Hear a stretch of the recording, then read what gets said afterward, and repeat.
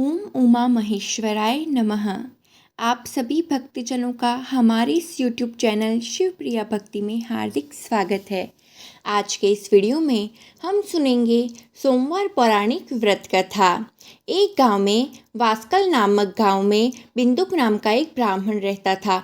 वह अधर्मी, दुरात्मा और महापापी था। उसकी स्त्री बहुत सुंदर थी। उसका नाम चंचला था। वह सदा उत्तम धर्म का पालन करती थी, परंतु बिंदु वैश्यागामी था। इस तरह कुकर्म करते हुए बहुत समय व्यतीत हो गया। उसकी स्त्री काम से पीड़ित होने पर भी सधर्म नाश के भय से क्लेश सहकर भी काफी समय तक धर्म भ्रष्ट नहीं हुई, परंतु आगे चलकर वह भी अपने दुराचारी पति के आचरण से प्रभावित होकर दुराचारी और अपने धर्म से विमुख हो गई। इस तरह दुराचार में डूबे हुए उन पति पत्नी का बहुत सा समय व्यर्थ बीत गया। वैश्यागामी दूषित बुद्धि वाला वह दुष्ट ब्राह्मण बिंदुक समय अनुसार मृत्यु को प्राप्त होकर नरक में चला गया। बहुत समय तक नरक के दुखों को भोग कर वह मूढ़ बुद्धि पापी विंध्य पर्वत पर भयंकर पिशाच हुआ। इधर उस दुराचारी बिंदुक के मर जाने पर वह चंचला नामक स्त्री बहुत समय तक पुत्रों के साथ अपने घर में रहती रही। पति की मृत्यु के बाद वह भी अपने धर्म से घिरकर पराये पुरुषों का संग करने लगी थी। सती विपत्ति में भी अपने धर्म का पालन करना नहीं छोड़ती। यही तो तप है। कठिन तो होता है, लेकिन इसका फल बहुत ही मीठा होता है। एक दिन दैवयोग से किसी पुण्य पर्व के आने पर वह अपने भाई बंधुओं के साथ गोकर्ण क्षेत्र में गई। उसने तीर्थ के जल में स्नान किया और बंदी जनों के साथ यहाँ वहाँ घूमने लगी। वह एक देव मंदिर में गई। वहाँ उसने एक ब्राह्मण के मुख से भगवान शिव की परम पवित्र एवं मंगलकारी कथा सुनी। ब्राह्मण कह रहे थे कि जो स्त्रियां व्यभिचार करती है वे मरने के बाद जब यमलोक जाती है तब यमराज के दूत उन्हें तरह तरह से यंत्रणा देते हैं कि वे उसके कामागार को लोह के डंडे से दागते हैं, तप्त लोह के डंडे से उसका संसर्ग कराते हैं। ये सारे दंड इतनी वेदना देने वाले होते हैं कि जीव पुकार पुकार कर कहता है कि अब वह ऐसा कभी नहीं करेगा, लेकिन यमदूत उसे छोड़ते नहीं हैं। कर्मों का फल तो सभी को भोगना ही पड़ता है। देव, ऋषि, मनुष्य सभी इससे बंधे हुए हैं। ब्राह्मण के मुख से यह वैराग्य बढ़ाने वाली कथा को सुनकर चंचला भय से व्याकुल हो गई। कथा समाप्त होने पर सभी लोग वहां से चले गए। तब कथा वाचने वाले ब्राह्मण देवता से चंचला ने कहा, हे ब्राह्मण, धर्म को न जानने के कारण मेरे द्वारा बहुत बड़ा दुराचार हुआ है। स्वामी, मेरे ऊपर कृपा कर मेरा उद्धार कीजिए। आपके प्रवचन को सुनकर मुझे इस संसार से वैराग्य हो गया है। मुझ मूढ़ चित्त वाली पापिनी को धिक्कार है। मैं निंदा के योग्य हूँ। मैं बुरे विषयों में फंसकर अपने धर्म से विमुख हो गई थी। कौन मुझ जैसे को मार्ग में मन लगाने वाली पापिनी का साथ देगा? जब यमदूत मेरे गले में फंदा डालकर मुझे बांध कर ले जाएंगे और नरक में मेरे शरीर के टुकड़े करेंगे, तब मैं कैसे उन महायातनाओं को सहन कर पाऊंगी? मैं सब प्रकार से नष्ट हो गई हूँ, क्योंकि अभी तक मैं हर तरह से पाप में डूबी रही हूँ। हे ब्राह्मण, आप मेरे गुरु हैं, आप ही मेरे माता पिता हैं। मैं आपके शरण में आई हूँ। मुझ अबला का अब आप उद्धार कीजिए।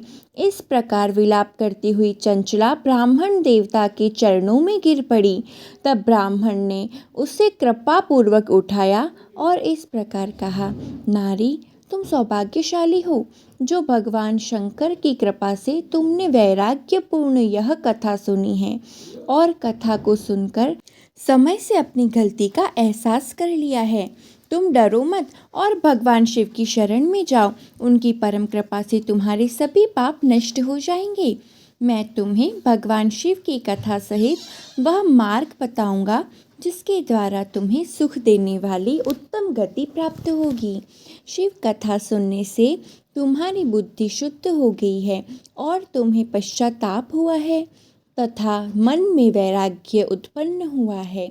पश्चाताप भी पाप करने वाले पापियों के लिए सबसे बड़ा प्रायश्चित है।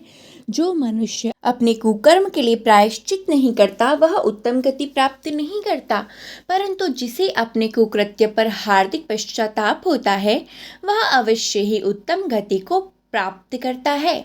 इसमें कोई शंका नहीं है। शुद्ध चित्त में ही भगवान शिव और माता पार्वती का वास होता है। वह शुद्ध आत्मा पुरुष सदा शिव के पद को प्राप्त होता है। इस कथा का श्रवण सभी मनुष्यों के लिए कल्याणकारी है, अतः इसकी आराधना और सेवा करनी चाहिए। हे ब्राह्मण पत्नी, तुम अन्य विषयों से अपने मन को हटाकर भगवान शंकर की इस परम पावन कथा को सुनो। इससे तुम्हारे चित्त की शुद्धि होगी और तुम्हें मोक्ष की प्राप्ति होगी। जो मनुष्य निर्मल हृदय से भगवान शिव के चरणों का चिंतन करता है उसके एक ही जन्म में मुक्ति हो जाती है। यह कहकर वे ब्राह्मण चुप हो गए। उनका हृदय करुणा से भर गया। वे ध्यान में मग्न हो गए। ब्राह्मण का यह उपदेश सुनकर चंचला के नेत्रों में आनंद के आंसू छलक आए। वह हर्ष भरे हृदय से ब्राह्मण देवता के चरणों में गिर गई और हाथ जोड़कर बोली कि मैं कृतार्थ हो गई। हे ब्राह्मण, शिव भक्तों में श्रेष्ठ स्वामिन, आप धन्य हैं। आप परमार्थदर्शी है और सदा परोपकार में लगे रहते हैं। साधुओं, मैं नरक के समुद्र में गिर रही हूँ। कृपा करके मेरा उद्धार कीजिए। जिस पौराणिक और अमृत के समान कथा की बात आपने की है उसे सुनकर ही मेरे मन में वैराग्य उत्पन्न हुआ है। उस अमृतमय कथा को सुनने के लिए मेरे मन में बड़ी श्रद्धा हो रही है। कृपया आप मुझे उसे सुनाइए। कथा सुनने की इच्छा मन में लिए हुए चंचला उन ब्राह्मण देवता की सेवा में वहीं रहने लगी। उस गोकर्ण नामक महाक्षेत्र में उन ब्राह्मण देवता के मुख से चंचला भगवान शिव की भक्ति, ज्ञान और वैराग्य बढ़ाने वाले और मुक्ति देने वाली परम उत्तम कथा सुनकर कृतार्थ हुई। उसका चित्त शुद्ध हो गया। वह अपने हृदय में शिव के सगुण रूप का चिंतन करने लगी। वह सदैव शिव सच्चिदानंद मय स्वरूप का स्मरण करती थी।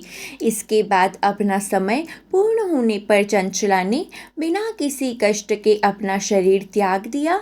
उसे लेने के लिए एक दिव्य विमान वहां पहुंचा। यह विमान शोभा साधनों से सजा था और शिव गणों से सुशोभित भी था। चंचला विमान से शिवपुरी पहुंची। उसके सारे पाप धुल गए। वह दिव्य रूपधारिणी दिव्यांगना हो गई थी। वह गौरांगी देवी मस्तक पर अर्धचंद्र का मुकुट और अन्य दिव्य आभूषण पहने शिवपुरी में पहुंची। वहां उसने सनातन देवता त्रिनेत्रधारी महादेव शिव को देखा। सभी देवता उनकी सेवा में भक्ति भाव से उपस्थित थे। उनकी अंग कांति करोड़ों सूर्यों के समान प्रकाशित हो रही थी। 5 मुख और हर मुख में 3-3 नेत्र थे। मस्तक पर अर्धचंद्र आकार मुकुट शोभायमान हो रहा था। कंठ में नील चिन्ह, उनके साथ में देवी गौरी विराजमान थी जो विद्युत पुंज के समान प्रकाशित हो रही थी। महादेव जी की कांति कपूर के समान गौर थी। उनके शरीर पर श्वेत वस्त्र थे तथा शरीर श्वेत भस्म से युक्त था।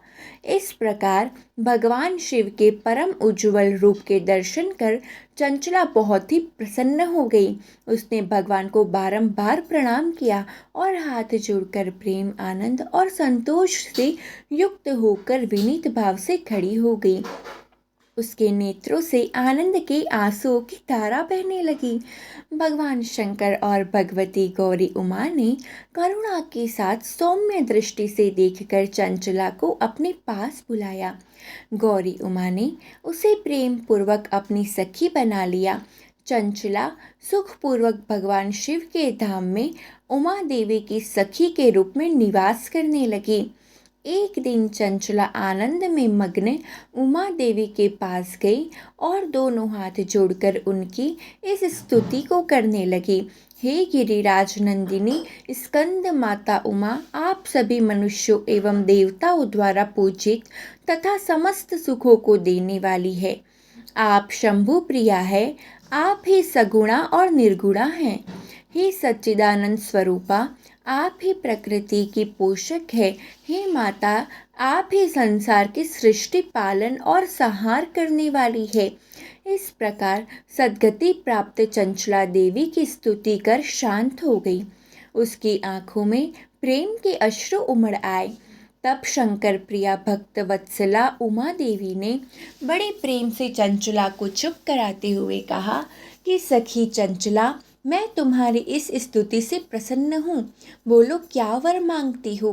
तब चंचला बोली, हे गिरिराज कुमारी, मेरे पति बिंदु इस समय कहाँ हैं? उनकी स्थिति कैसी है, मुझे बताइए और कुछ उपाय कीजिए ताकि हम फिर से मिल सके। हे महादेवी, मेरे पति एक शूद्र जाति वैश्या के प्रति आसक्त थे और पाप में ही डूबे रहते थे। गिरजा बोली, बेटी, तुम्हारा पति बिंदुक पापी था, उसका अंत बड़ा भयानक हुआ।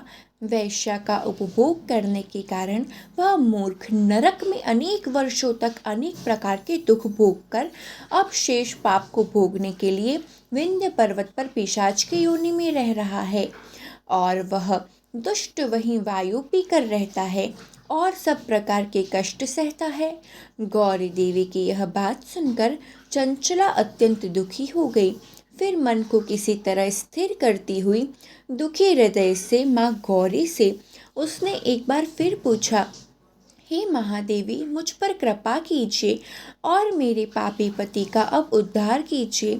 कृपा करके मुझे वह उपाय बताइए जिससे मेरे पति को उत्तम गति की प्राप्ति हो सके। महादेवी ने कहा, यदि तुम्हारा पति भगवान शिव की पुण्यमय उत्तम कथा सुने तो वह इस दुर्गति को पार करके सद्गति का भागी हो सकता है। अमृत की समान मधुर गौरी देवी के यह वचन सुनकर चंचला ने दोनों हाथ जोड़कर मस्तक झुकाकर उन्हें बारंबार प्रणाम किया और प्रार्थना की कि मेरे पति को भगवान शिव की कथा सुनाने की व्यवस्था कीजिए।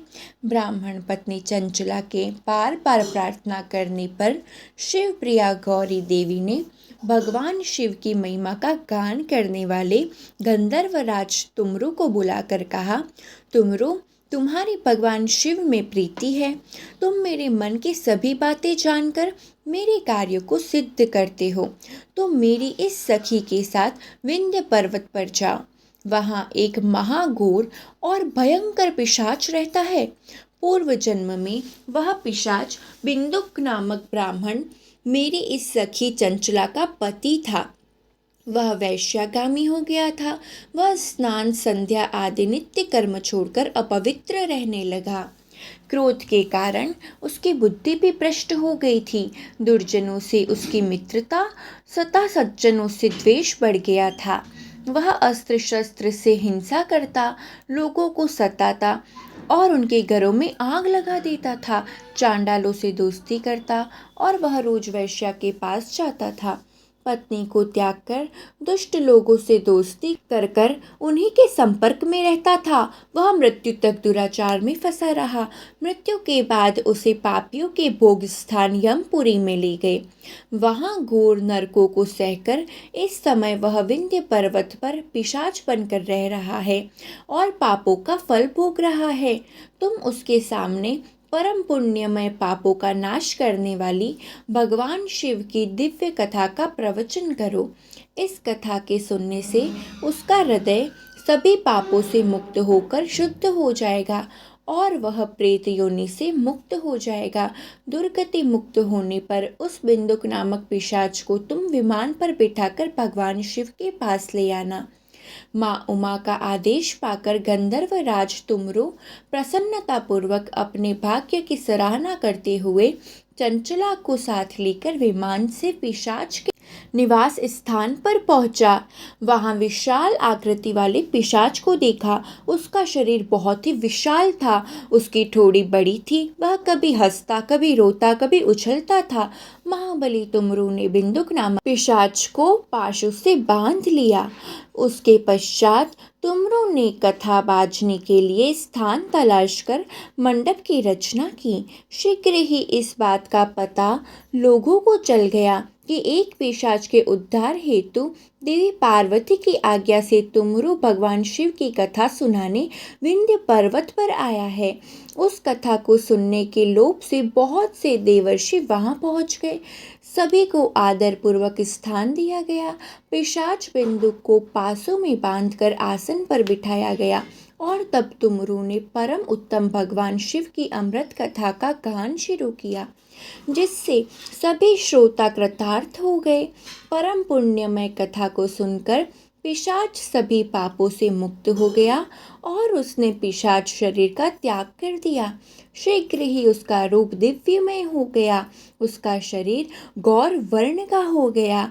शरीर पर श्वेत वस्त्र एवं पुरुषों के आभूषण आ गए। इस प्रकार दिव्य देहधारी होकर बिंदुक अपनी पत्नी चंचला के साथ स्वयं भी भगवान शिव का गुणगान करने लगा। उसे दिव्य रूप में देखकर सभी को बहुत ही आश्चर्य हुआ। उसका मन परम आनंद से परिपूर्ण हो गया।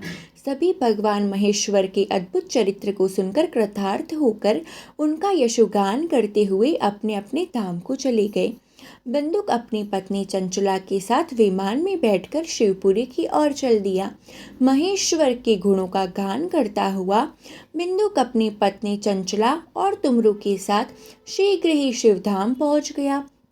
भगवान शिव देवी पार्वती ने उसे अपना पार्षद बना लिया।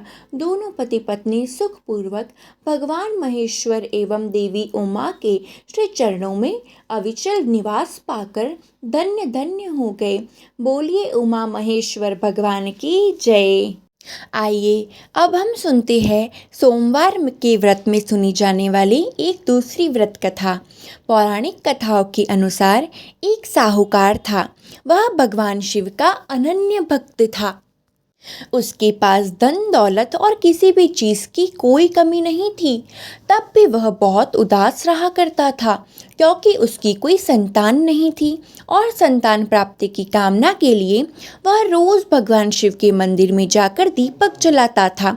साहूकार की भक्ति भाव को देखकर एक दिन माता पार्वती ने भोलेनाथ से कहा कि प्रभु, यह तो आपका अनन्य भक्त है, इसके सभी कष्टों को अवश्य दूर करना चाहिए।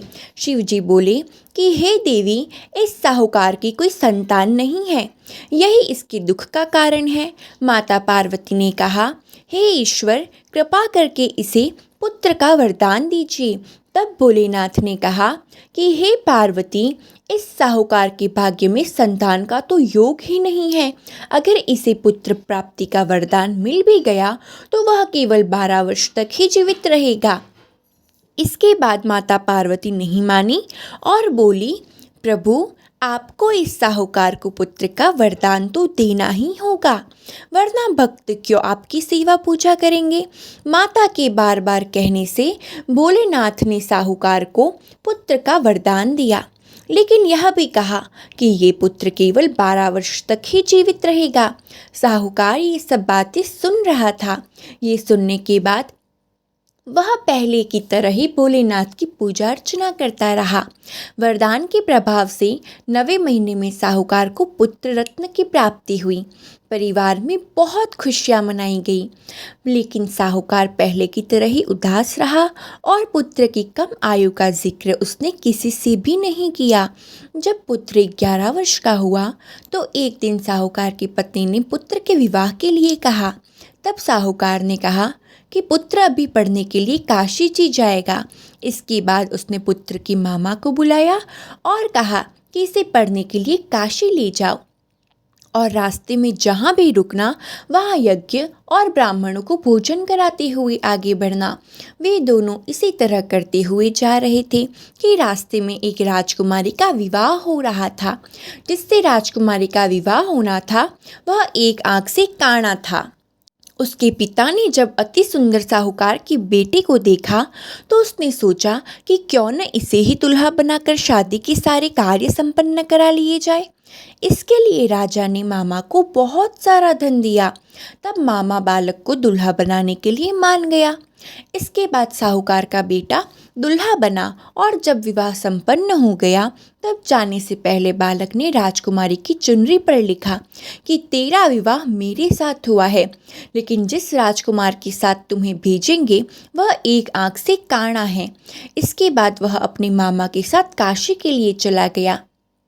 जब राजकुमारी ने अपनी चुनरी पर लिखा हुआ पढ़ा तो उसने राजकुमार के साथ जाने से मना कर दिया। तब बारात वापस लौट गई। उधर मामा और भांजे काशी जी पहुंच गए। एक दिन जब मामा यज्ञ की तैयारी कर रहे थे और भांजा बहुत देर तक बाहर नहीं आया तो मामा ने अंदर जाकर देखा तो भांजे के प्राण निकल चुके थे। वह बहुत ही परेशान हुए, लेकिन सोचा कि अभी शोक मनाया तो ब्राह्मण चले जाएंगे और यज्ञ अधूरा रह जाएगा। यज्ञ संपन्न हुआ तो मामा ने रोना रोना पीटना शुरू कर दिया। तभी भगवान शिव पार्वती उधर से जा रहे थे। तब पार्वती जी ने शिव जी से पूछा, हे प्रभु, ये कौन रो रहा है? तब उन्हें पता चला कि ये तो वही साहूकार का पुत्र है। तब पार्वती जी ने कहा, हे प्रभु, इसे जीवित कर दे, नहीं तो रोते रोते इसके माता पिता के प्राण निकल जाएंगे। तब भोलेनाथ ने माता पार्वती से कहा कि इसकी आयु इतनी ही थी देवी, लेकिन माँ के बार बार आग्रह करने पर भोलेनाथ ने उसे जीवित कर दिया। तब लड़का ओम नमः शिवाय का जाप करते हुए जी उठा। मामा भांजे दोनों ने ईश्वर को धन्यवाद दिया और अपने नगर को लौटे। रास्ते में वही नगर पड़ा जहाँ वह राजकुमारी ने उसे पहचान लिया। तब राजा ने राजकुमारी को साहूकार के बेटे के साथ बहुत सारा धन धान्य देकर विदा किया। उधर साहूकार और उसकी पत्नी छत पर यह प्रण लेकर बैठे थे कि यदि उनका पुत्र सकुशल न लौटा तो वह छत से कूदकर अपने प्राणों को त्याग देंगे। तभी लड़के के मामा ने आकर साहूकार के बेटे और बहू के आने का समाचार सुनाया, लेकिन वे नहीं माने। तब मामा ने शपथ पूर्वक कहा। तब दोनों को यकीन हो गया और दोनों ने अपने बेटे और बहू का स्वागत किया। उसी रात साहूकार को स्वप्न में शिवजी ने दर्शन देकर कहा कि तुम्हारे पूजन से मैं बहुत प्रसन्न हुआ, इसने तुम्हारे पुत्र को जीवन दान दिया है। मान्यता है कि जो भी इस कथा को पढ़ेगा या सुनेगा उसके समस्त दुख दूर हो जाएंगे और उसकी सभी प्रकार की मनोकामनाएं भगवान शिव और माता उमा के आशीर्वाद से ज़रूर पूर्ण होगी। तो प्रेम से बोलिए भगवान उमा महेश्वर की जय। आइए अब हम सुनते हैं भगवान शिव के सोमवार के दिन सुनी जाने वाली आरती। ओम जय शिव ओमकारा, स्वामी जय शिव ओमकारा, ब्रह्मा विष्णु सदा शिव अर्धांगी तारा। ओम जय शिव ओमकारा, एकानन चतुरानन पंचानन राजे, हंसानन गरुड़ासन हंसासन गरुड़ासन, वृषवाहन साजे। ओम जय शिव ओमकारा, दो भुज चार चतुर्भुज दश भुज ते सोहे, ओ शिव दश भुज ते सोहे, त्रिगुण रूप निरखता त्रिभुवन जन मोहे। ओम जय शिव ओमकारा, अक्षमाला वनमाला मुंडमाला धारी, ओ शिव मुंडमाला धारी, त्रिपुरारी कंसारी करमाला धारी। ओम जय शिव ओमकारा, श्वेतांबर पीतांबर बागांबर अंगे, ओ शिव बागाम्बर अंगे, सनकादिक ब्रह्मादिक भूतादिक संगे।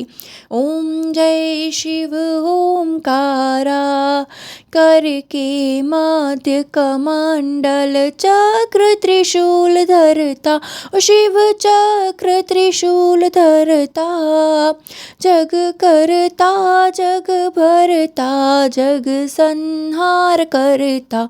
ओम जय शिव ओमकारा, ब्रह्मा विष्णु सदा शिव जानत अविवेका, ओ शिव जानत अविवेका, प्रणवाक्षर के माथे ये तीनों एका। ओम जय शिव ओमकारा, पर्वत सोहे पार्वती शंकर कैलासा, ओ शिव शंकर कैलासा, भांग धतूरे का भोजन भस्मी में वास था।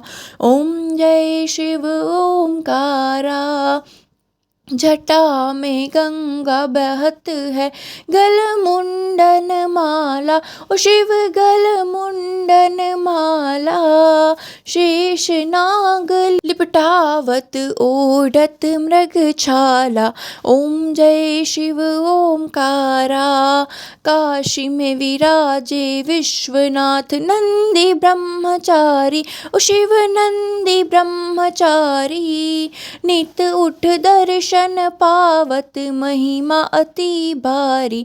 ओम जय शिव ओमकारा, त्रिगुण स्वामी जी की आरती जो कोई नर गावे, ओ शिव जो कोई नर गावे, कहत शिवानंद स्वामी मन वांछित फल पावे। ओम जय शिव ओमकारा, स्वामी जय शिव ओमकारा, स्वामी जय शिव ओमकारा, कर्पूर गौरम करुणावतारम, संसार सारम भुजगेन्द्रहारम, सदा वसंतं हृदयारविंदे, भवं भवानी सहितं नमामि।